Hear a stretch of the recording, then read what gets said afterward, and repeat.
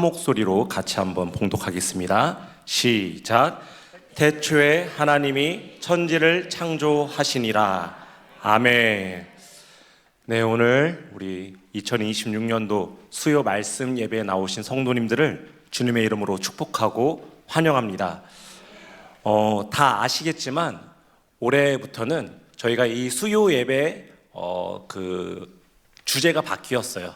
예, 이제 타이틀도 바뀌었고 은혜 예배에서 말씀 예배로, 그래서 이제 창세기부터 계시록까지 우리가 8년 동안 차근차근 배우는 시간으로 나아가려고 합니다. 그 새로운 도전의 자리에 제가 첫 스타트를 끊게 되었습니다. 그래서 감사합니다. 거룩한 부담감이 있지만 우리 성도님들께 이렇게 미리 권면을 드리고 싶어요. 오늘 이 자리에 보니까 평소에 안 보이셨던 우리 성도님들도 기대하는 마음으로 나오신 것 같아요. 그런데 오늘 이 한 40여 분의 시간이 지난 후에 아마 어떤 분은 조금 실망할 수도 있고 어떤 분은 내가 다 아는 건데 하는 생각을 하실 수도 있을 겁니다. 그런데 절대로 실망하지 마시기 바랍니다. 오늘 이 시간을 보내고 난 이후에 우리 다른 교육자분들께서 철저한 피드백과 보완을 해서 이번 주보다 더 좋은 다음 주에 강의를 준비해 주실 거예요. 그래서 오늘은 한 5점밖에 안 되는 것 같은데 그러면 다음 주에는 8점짜리 강의가 준비되고 있다는 사실을 기억해 주시길 바랍니다. 예, 우리 같이 한번 그럼 강의를 진행해 보도록 하겠습니다. 우리 말씀을 이 창세기 강의를 보기 전에 그런 질문을 먼저 한번 드려보고 싶어요. 여러분, 우리 바쁜 일상을 살다 보면 문득 이런 질문들이 찾아올 때가 있죠. 나는 도대체 누구인가? 사람은 왜 죽어야 하고 죽음 뒤에는 무엇이 있는가? 또 이 세상은 어떻게 시작되었는가? 사실 이런 질문들을 학교에서도 또 뉴스에서도 세상의 어떤 철학도 아주 명쾌한 답을 주지 못하는 경우들이 대부분입니다. 다들 어쩌다 보니 또 우연히 태어났다라고 말할 뿐이라는 거예요. 하지만 하나님은 우리에게 친절하게도 그 답을 편지로 써주셨어요. 그 편지가 바로 오늘 우리가 함께 펼친 창세기라는 책입니다. 이 창세기를 보면은 이 창세기를 한마디로 뭐라고 정의할 수 있냐면 내 인생에 풀리지 않는 질문들에 대해 하나님이 보내주신 사랑의 답변서다, 그렇게 말씀을 드릴 수가 있다는 거예요. 그래서 이 창세기를 함께 보시면서 이 안에 우리가 그렇게 궁금해하던 우리 인생에 또 인간에 대한 그 질문들이 담겨 있구나, 그런 생각을 가지고 우리가 이 창세기를 펼쳐보면 좋을 것 같습니다. 창세기 이 책에 죄송해요. 제가 지금 이 자리가 설교도 아니고 강의도 아닌데 그 중간 사이에서 제가 진행을 해야 되다 보니까 표현과 억양과 어떤 이런 것들이 어색할 수 있습니다. 저희 강단에서 이 포인터를 잡아보는 것도 처음이어서 양해를 해주시기 바라겠습니다. 우리가 먼저 이 창세기의 기본적인 그 단어의 의미를 한번 살펴보도록 하겠습니다. 창세기는 이제 제네시스, 기원, 시작이라는 의미를 가지고 있어요. 무슨 말이냐? 이 창세기서를 보면 우주의 시작을 알리고 있고 죄의 시작을 우리에게 알려주고 있고 또 민족의 시작을, 구원의 시작을 알려주는 내용들이 이 창세기에 담겨져 있다는 것이에요. 그런데 이 창세기 책을 보면요, 참 이상한 점이 있습니다. 이게 뭐냐면 창세기가 총 몇 장까지 되어 있죠? 50장까지 되어 있어요. 그 50장 중에 이 창조에 대해서, 우주 만물을 지은 그 천지 창조에 대한 이야기는 고작 3장뿐이라는 거예요. 그럼 나머지 그 12장부터 50장까지는 어떤 이야기들이 있느냐? 바로 족장들의 이야기가 무려 39장이나 나오고 있다는 것입니다. 왜 그럴까요? 왜 하나님의 이 창세기라는 책은 우리는 가장 먼저 생각하는 것이 그 제목처럼 이 우주 만물을 창조하는 어떤 이 태초의 어떤 과학적 근거를 알려주는 책처럼 느껴지는데, 실상은 한 민족의 서사가 더욱더 방대하게 적혀 있다는 거예요. 왜 그럴까요?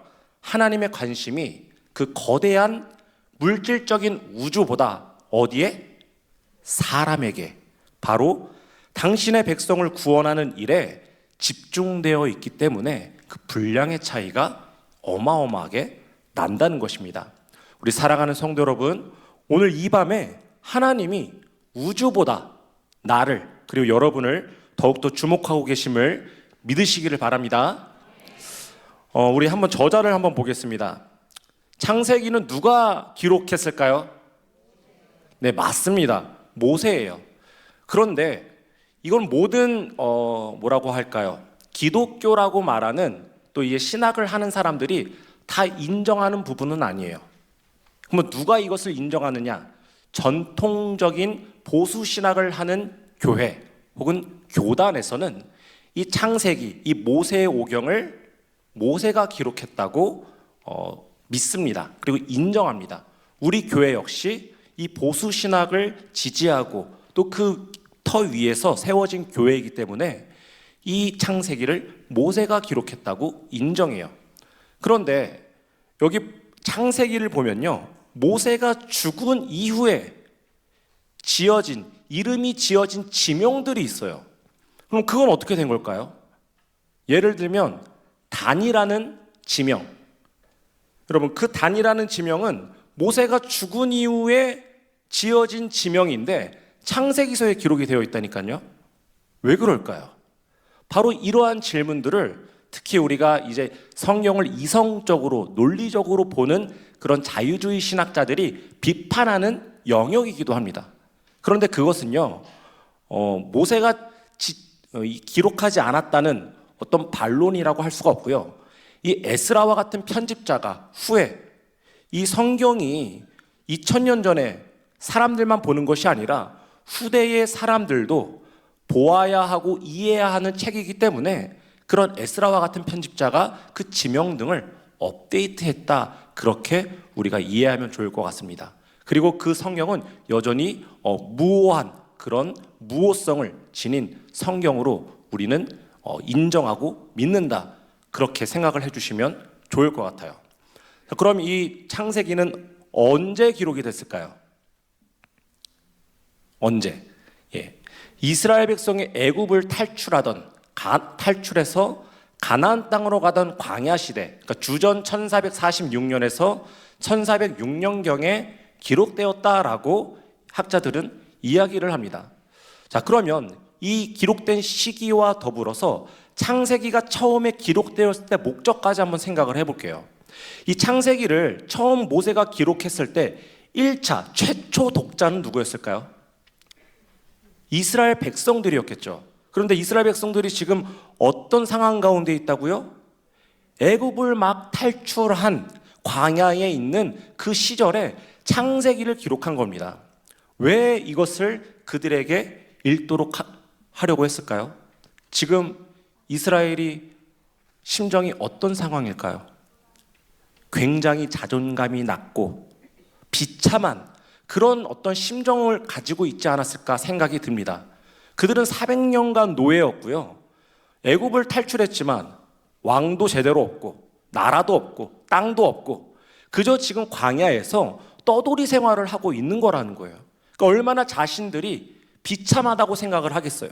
그런데 바로 이 창세기를 기록함으로 인해서 어떤 말씀을, 너희는 비참한 노예가 아니다, 천지를 창조하신 하나님의 존귀한 언약 백성이다라는 것을 일깨워 주기 위해서 이 창세기서가 최초로 그들의 어떤 그런 목적을 가지고 기록이 되었다는 것입니다. 글씨가 잘 안 보이시죠? 죄송합니다. 제가 아까 1시간 전에 와서 이제 미리 좀 리허설을 했는데 너무 작아서 제가 글씨를 또 키워가지고 한 게 이 정도가 됐어요. 30분 작업을 했는데 아마 다음 주에는 아까 제가 말씀을 드렸듯이 어마어마하게 큰 글씨로 파워포인트를 그 다음 우리 목사님께서 준비를 해주실 것 같아요. 네, 잘 해주실 거죠? 예, 다 이렇게 고개를 끄덕여 주셨습니다. 창세기 전체 줄거리 한번 보겠습니다. 창세기서는 아까 말씀드렸듯이 1장부터 50장까지 태초에 천지가 창조되는 이야기서부터 마지막으로 우리 요셉의 이야기까지 연결이 되는데, 자, 이렇게 있습니다. 이것도 내용이 많으니까 그냥 넘어가도록 하겠습니다. 자, 네, 요런 전체 내용들을 통해서 1장부터 50장까지 이 이야기들을 통해서 하나님의 약속이 어떻게 흘러가는지를 지금 보여주는 거대한 대하 드라마와 같다, 그렇게 생각을 해주시면 좋을 것 같습니다. 아까도 말씀을 드렸듯이 지금 창세기에는 무려 39장이나 되는 내용이 족장들의 이야기로 적혀 있어요. 그리고 나머지 우리가 4장부터 11장까지도 그 이스라엘 민족과 또 이스라엘 민족이 아닌 이방 민족으로 뻗어가는 그 인물들의 서사가 계속해서 등장하고 있죠. 그러니까 한 장편의 한 큰 대하 드라마를 우리가 보고 있다, 그런 느낌으로 창세기에 접근을 하시면 이해하는 데 도움이 되실 것 같습니다. 자, 그러면 우리가 이런 큰 분량이 많은 창세기를 이제 읽어야 하잖아요. 그런데 막상 읽다 보면요, 어떻죠? 우리가 길을 잃거나 혹은 이 족보에 대한 이야기들이 이제 제가 나올 거지만 읽다 보면 재미가 없어서 멈추는 경우가 많이 있어요. 마치 우리가 수학의 정석을 공부하셨던 분들은 아실 거예요. 수학의 정석이라는 책을 저도 이제 3년 가지고 있었는데 2학년 때까지는 딱 그 첫 챕터, 어디죠? 집합. 예, 그 집합을 못 넘기는 학생들이 80%였어요. 제가 그 집합을 넘긴 게 3학년 1학기였습니다. 물론 저는 그 외에 그 정석을 3번 완독했어요. 예, 어쨌든 제가 자랑 조금씩 하면서 이렇게 하겠습니다. 긴장이 돼서 이런 농담을 제가 해야 될 것 같아요. 자, 그럼 이 창세기를 우리가 그러면 읽을 때 어떻게 읽는 것이 도움이 되느냐? 첫 번째 열쇠는 이 톨레도시라는 것을 기억하면 좋을 것 같습니다. 같이 말해볼까요? 시작. 네, 톨레도. 톨레도시 무슨 말이냐? 조금 전에 제가 힌트를 드렸습니다. 뭐라고요? 예, 족보라는 말입니다. 이 창세기를 보면 이 족보의 내용들이 중간중간에 계속 이렇게 배열되어 있는 것들을 볼 수가 있어요. 왜 그런가? 바로 이 족보가 다음 이야기의 제목과 같은 역할을 하는 것이 톨레도이시라는 거예요. 그래서 우리가 이 창세기를 딱 길을 잃지 않으려면 이 족보가 나오는 것을 확인하면 됩니다. 족보가 나오면 이제 새로운 챕터가 시작되는구나 라고 생각을 하면 된다는 거예요. 무슨 말이냐면 데라의 족보가 나옵니다. 데라의 족보가 나오면 그 다음에 어떤 이야기가 시작되냐면 아브라함의 이야기가 시작돼요. 이삭의 족보가 나오면 바로 그 족보가 끝난 직후에 야곱의 이야기가 시작됩니다. 마찬가지로 야곱의 족보가 끝나면 요셉의 이야기가 시작돼요. 이처럼 우리가 그 족보를 통해서 이거는 야곱의 이야기를 지금 설명하려고 하는 타이틀이구나 라고 이해할 수가 있다는 것이에요. 자, 그렇다면 왜 하나님은 이 창세기의 이야기를 그냥 제목을 달면 되잖아요. 간단하게 우리처럼 짧은 글로. 그럼에도 불구하고 왜 족보를 이 이야기의 구성 가운데 사용을 하셨을까요? 재미도 없고 답답하고 지루한데 거기에는 이렇게 몇 가지 아주 중요한 이유들이 있습니다. 첫 번째는 뭐냐면 이 성경이 신화가 아닌 역사적 사실이라는 것을 알려주기 위해서, 신화가 아니라 진짜 역사임을 보여주기 위해서 톨레도를 사용했다는 거예요. 사실 우리 성도님들이 가장 많이 포기하는 것이 족보 부분이죠. 근데 이 내용들을 보면요, 우리가 세상의 건국 신화나 옛날 이야기들을 보면 그 건국 신화에 족보가 나오나요? 우리가 그 제우스의 어떤 생년월일을 알고 계신 분 계신가요? 예, 없단 말이에요. 족보도 없고 어떤 기록들이 존재하지 않고 필요도 없습니다. 그런데 하나님은 이 족보를 통해서 이 이야기는 지어낸 전설이 아니라 너희와 똑같이 숨쉬고 아이 낳고 살았던 실존 인물들의 역사다라는 것을 지금 못 받고 계시다는 것이에요. 그래서 우리의 신앙은 허구가 아닌 어디 위에? 역사적 사실 위에 서 있는 것을 지금 알려주고 있다는 것이에요. 이게 얼마나 중요한 대목인지 아시나요? 아까 말씀드린 성경을 이성적으로 보는 사람들, 자유주의 신학자들, 그들이 성경을 보는 관점이 뭔지 아세요? 성경 허구여도 괜찮아. 그거 다 전설이지. 하지만 좋은 교훈들이 있으니 내가 그 교훈대로 도덕적으로 살면 돼. 이들에게는 성경이 역사적인 사실이 중요하지 않은 거예요. 그저 교훈만 받으면 되니까. 하지만 우리는 그렇지 않죠. 성경은 영혼을 구원하는 책입니다.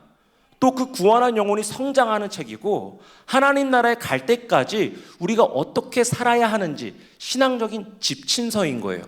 만약에 그 지침서가 가짜라면, 역사적 사실이 모두 허무맹랑한 거짓말이었다면 여러분, 그 믿음의 훈련이 가능하실까요? 안 되겠죠. 그렇기 때문에 이 역사적 사실이 그만큼 중요하다. 이걸 꼭 기억하시면 좋을 것 같습니다. 두 번째로, 이 톨레도스로 기록한 두 번째 이유는 무엇이냐면 바로 이 여자의 후손으로 가는 길을 내기 위해 이 톨레도시 사용이 되었다는 거예요. 무슨 말이냐면, 자, 우리 창세기 3장 15절을 보면 거기 어떤 말이 나오죠? 말씀이 나오죠? 하나님이 사탄의 뱀에게 여자의 후손이 내 머리를 상하게 할 것이라고 약속을 하십니다.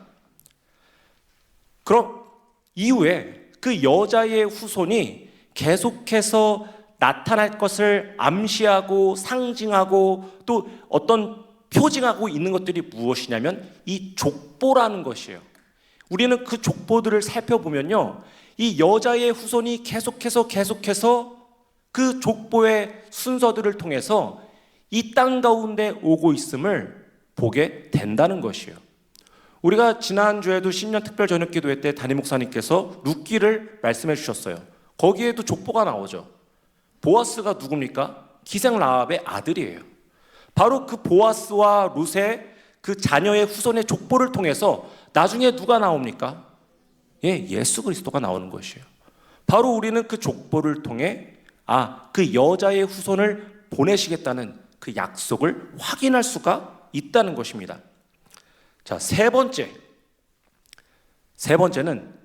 하나님의 선택과 집중을 보여주기 위해 족보가 쓰였다는 거예요. 자, 족보를 보면 인류가 퍼져나가죠. 하지만 그 중에 특정 라인만을 하나님께서 선택하셔서 기록을 하십니다. 아담의 아들이 많았죠. 그런데 그 가운데 셋을 기록하고 있어요. 노아의 아들도 3명이었지만 셈을 따라가고 있고, 데라의 아들도 3명이었지만 아브라함에게 집중합니다. 이게 뭘 말하고 있는 걸까요? 하나님의 주권적인 선택을 보여주고 있다는 것이에요. 수많은 사람들 중에 특별히 한 가문을 택하여서 언약을 맺으시는 그 하나님의 은혜를 지금 강조하기 위해서 이 족보가 창세기에서 계속해서 등장을 하고 있다는 것입니다. 자, 마지막으로 세 번째는 이 죽음 중에서도 이어지는 생명을 보여주기 위해서 이 족보가 쓰였다. 다시 한번 우리 뭐라고요? 말해볼까요? 시작. 죽음 중에서도.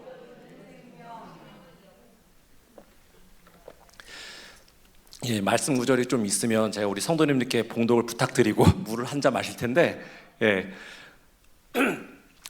죽음 중에서도 이어지는 생명을 보여주기 위해서. 창세기 아까 5장을 족보를 보면요, 계속 반복되는 후렴구가 있어요. 뭘까요? 죽었더라.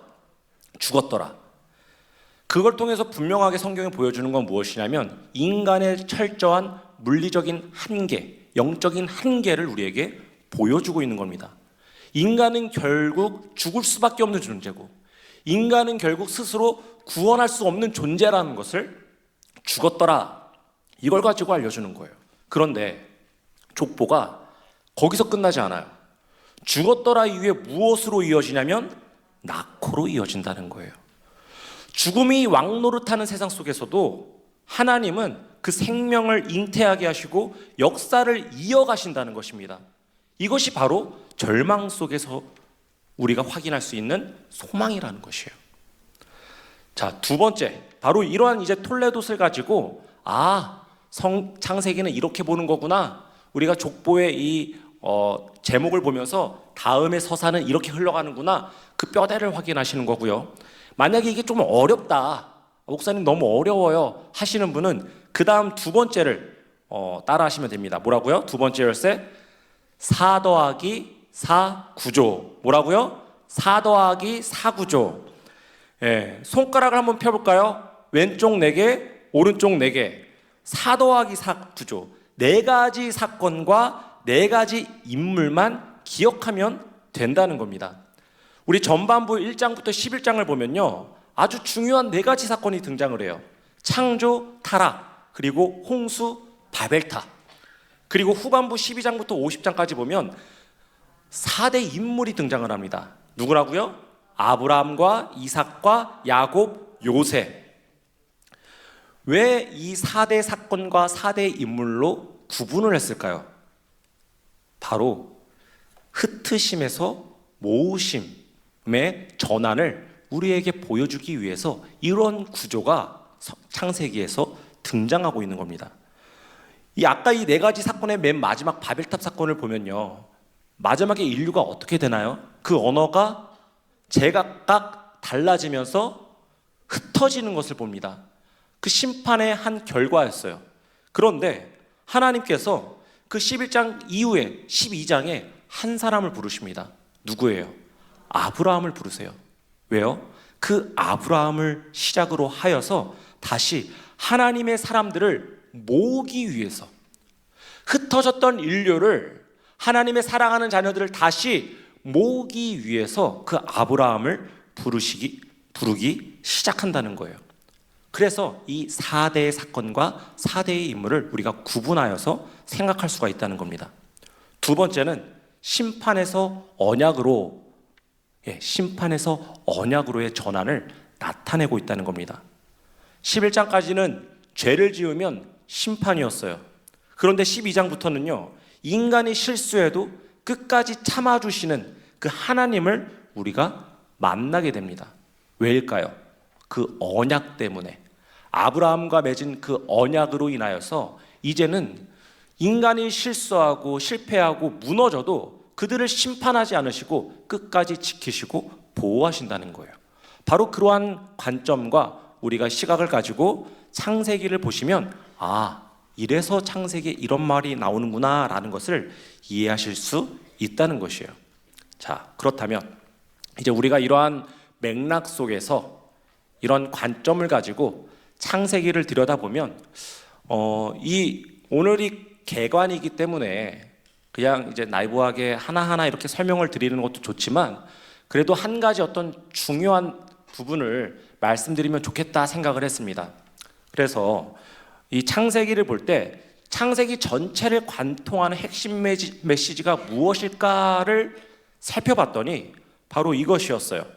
우리 한번 창세기 12장 1절부터 3절까지의 말씀을 같이 한번 보도록 하겠습니다. 창세기 12장 1절부터 3절까지의 말씀입니다. 시작!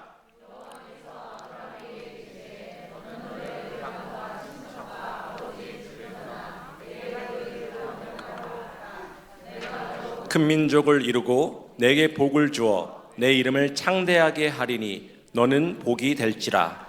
너를 축복하는 자에게는 내가 복을 내리고 너를 저주하는 자에게는 내가 저주하리니 땅의 모든 족속이 너로 말미암아 복을 얻을 것이라 하신지라. 아멘. 자,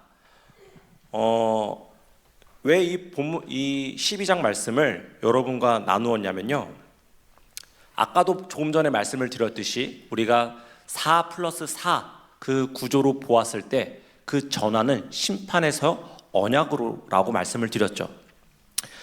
아까 1장부터 11장은 하나님의 약속을 위한 무대였다고 한다면요,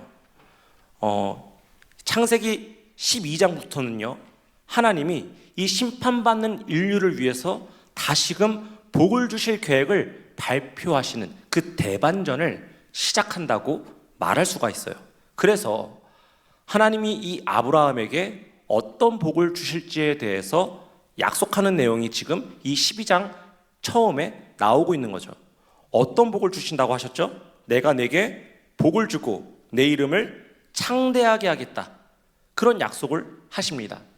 그리고 3절을 보니까 그 뒤에 어떤 약속이요? 땅의 모든 족속이 너로 말미암아 복을 얻을 것이라. 이런 또 약속을 하세요. 여기서 지금 제가 이렇게 끊어서 그 복의 내용을 설명을 드렸는데 차이점이 좀 보이시나요? 앞에 얘기한 복은 아브라함이 받을 복이에요. 아브라함 너가 복이 될 거고 너의 이름이 창대하게 될 거고, 아브라함이 받을 복을, 개인의 복을 이야기했는데 뒤에는 어떤 복이었어요? 아브라함을 통해서 아브라함 너를 만나는 자들이 복 받을 것이다. 이렇게 지금 말씀을 하고 있다는 거예요. 이게 무슨 말이냐면 지금 아브라함이 받을 복은 그냥 단순히 수단이라는 겁니다. 너가 복을 받을 거야. 그런데 그게 끝이 아니라 그 복을 가지고 네가 해야 할 것이 있어. 그 목적이 뭐라고요? 땅의 모든 족속이 너로 말미암아 복을 얻게 하는 것. 그 목적을 위해서 내가 너에게 복을 주고 있다. 지금 그런 말씀을 하고 있다는 것이에요. 그래서 아브라함을 부르신 목적은 내가 너 잘 먹고 잘 살게 해줄게, 너 만사형통하게 해줄게, 이게 아니라 뭐 만사형통이 될 수도 있겠죠. 뭐 어떤 재력이 될 수도 있을 거예요. 그런데 그 복이 누구를 위해서? 너를 만나는 자들에게 복을 받게 하기 위해 너에게 복을 줄 것이다. 그런 약속을 지금 하고 계시다는 것입니다. 자, 이것이 바로 창세기에서 가장 중요한, 그리고 성경 전체를 관통하는 핵심이라고 말씀을 드릴 수가 있어요. 그래서 하나님은요, 이 아브라함에게 땅과 후손을 주겠다고 약속하신 것을요, 어떻게 하냐면 끝까지 지키세요. 어떤 상황에서도 아브라함이 그것을 어기려고 하는 상황에서도. 나중에 아브라함이 어떻게 합니까? 그 땅을 자손에게 주겠다고 하는데, 너의 자손에게 주겠다고 하는데 아브라함이 자녀를 못 낳잖아요. 그러니까 나중에 어떻게 하죠? 롯에게, 조카 롯에게 이 땅을 상속하려고 해요. 하나님이 안 돼. 또 엘리에셀에게, 종 엘리에셀에게 상속하겠다고 하니까 하나님께서 안 돼라고 말씀하십니다. 나중에는 여종의 아들이었던 이스마엘에게 상속하려고 해요. 얘도 내 자식이잖아요. 근데 안 돼라고 말씀을 하신다는 거예요. 이 모든 것들을 탈락시키시고 오직 이 아브라함과 사라를 통해 낳을 약속의 자손을 통해서만 주시겠다고 끊임없이 반복해서 말씀하고 계시다는 거예요. 그 약속이 창세기 12장과 13장과 15장, 17장, 22장 계속해서 등장하고 있는 겁니다. 왜냐하면 이 복의 통로는 인간의 힘으로 만드는 것이 아니라 누가요? 하나님이 주관하시고 지키시고 이루시는 것이기 때문에 아브라함의 방법들을 모두 거절하신다는 것이에요. 자, 그러면 이 이야기가 아브라함 이후에 어떻게 계속해서 등장하게 될까요? 이 자손, 땅, 복의 통로라는 이 세 가지 약속이 이후에 이삭과 야곱에게도 그대로 전달이 됩니다. 그리고 이 창세기의 마지막인 이 요셉 이야기에 이르면요, 이 세 가지 중에 복의 통로 요소가 가장 부각되는 것, 그것을 확인할 수가 있어요. 자, 무슨 말이냐면 요셉을 만나는 자들이 복을 받기 시작한다는 거예요. 아까 뭐라 그랬어요? 아브람, 너를 만나는 사람들이 복 받을 거야. 그 약속을 하셨잖아요. 근데 그 내용이 요셉 때에 가장 부각돼서 드러난다는 겁니다. 요셉이 보디발의 집에 갑니다. 그랬더니 보디발의 집안이 복을 받습니다. 요셉의 감옥에 가니 그 감옥 사람들이 복을 받아요. 또 요셉이 애굽의 총리가 되니까 애굽과 주변 모든 나라가 기근이 들어도 구원받는 그 복을 누리게 되더라는 것입니다. 이것이 창세기의 이야기라는 거예요. 이것이 모세오경, 구약, 신약 전체의 연장선상의 이야기가 된다라는 것입니다. 그래서 창세기에서 내용을 이해하는 가장 중요한 구절은 이 창세기 12장 1절부터 3절이다라고 우리 성도님들께서 기억하시고 앞으로의 창세기 우리가 그 말씀을 계속 들으시면 도움이 되시지 않을까 싶습니다. 한마디로 말하면 하나님이 아브라함 후손에게 복을 주어서 땅을 준다는 것인데 그 범위는 모든 민족이 이 안에 들어오게 한다는 것이 바로 이 창세기의 내용이라는 것이에요. 자, 그럼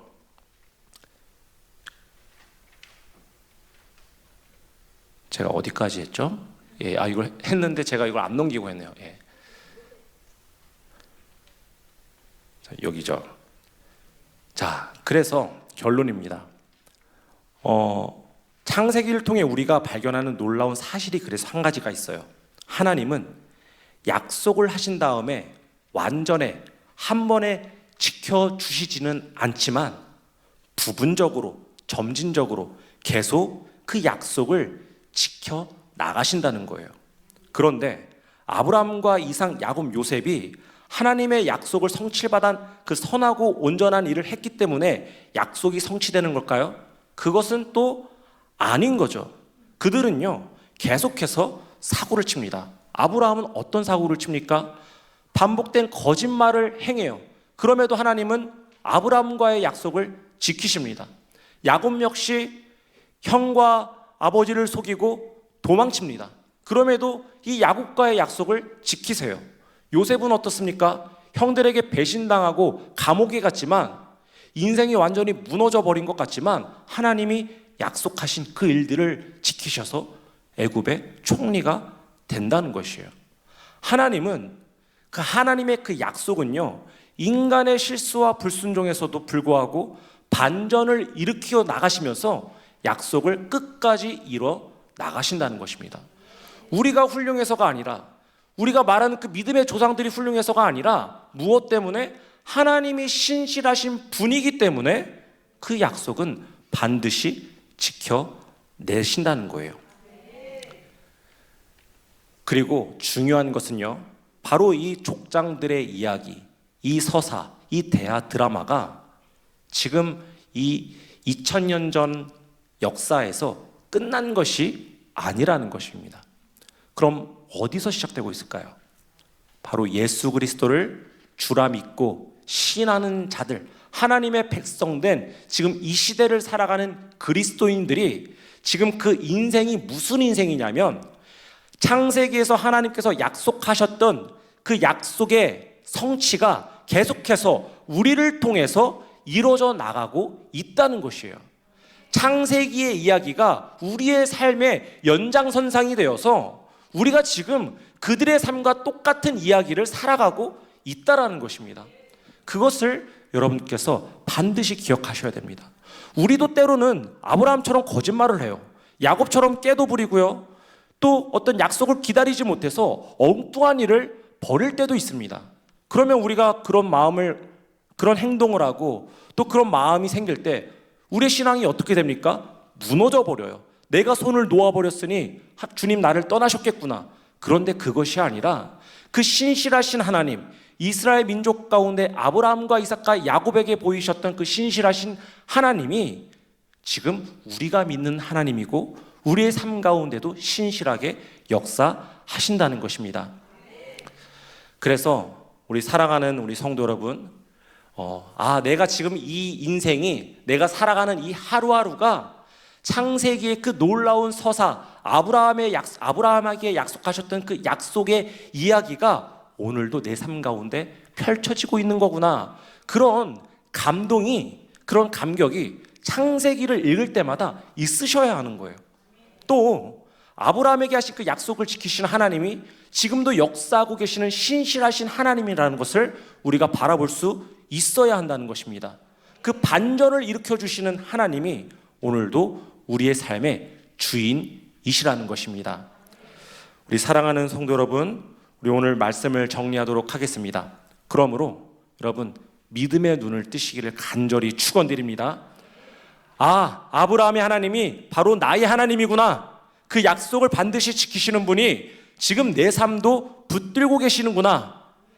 그 선언과 그 담대한 고백 가운데 하나님의 신실함을 경험할 수 있는 저와 여러분이 되시기를 주님의 이름으로 간절히 축원드립니다. 우리 이 시간에 좀 찬양하고 기도했으면 좋겠습니다.